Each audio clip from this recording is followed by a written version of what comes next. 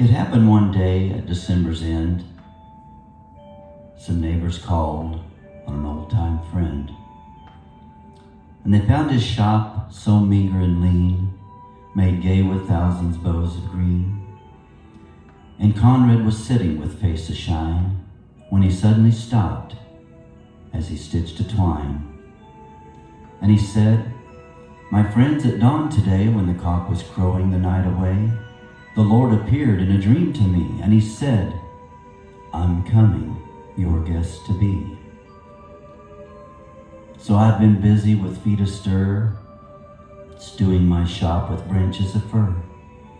The table is spread and the kettle is shined, and over the rafters the holly is twined.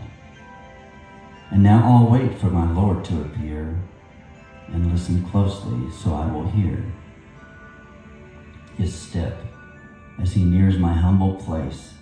And I open the door, and I'll look on his face." Then his friends went home and left Conrad alone, for this was the happiest day he had known. For long since his family had passed away, and Conrad had spent many a sad Christmas day. But he knew with the Lord as his Christmas guest, this Christmas would be the dearest and best. So he listened with only joy in his heart, and with every sound he would rise with a start, and look for the Lord to be at his door, like the vision he had had a few hours before.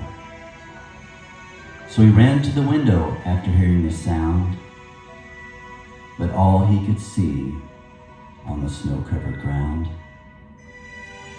was a shabby beggar whose shoes were torn, and all of his clothes were ragged and worn. But old Conrad was touched, and he went to the door, and he said, "Your feet must be cold and sore, and I have some shoes in my shop for you, and I have a coat to keep you warmer too." So with grateful heart the man went away, but Conrad noticed the time of day. He had wondered what made the dear Lord so late, and how much longer he'd have to wait. Then he heard another knock and ran to the door, but it was only a stranger once more.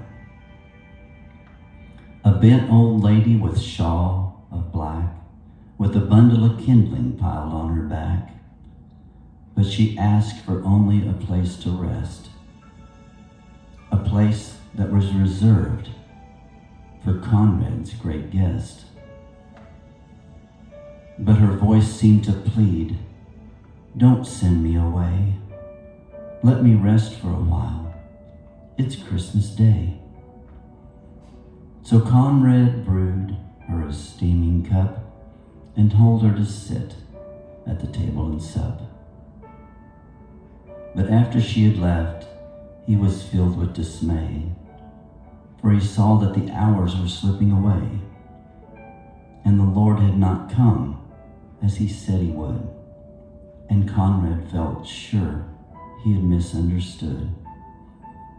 When out of the stillness he heard a cry, "Please help me and tell me, where am I?"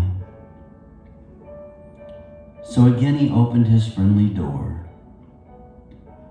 and stood disappointed as twice before.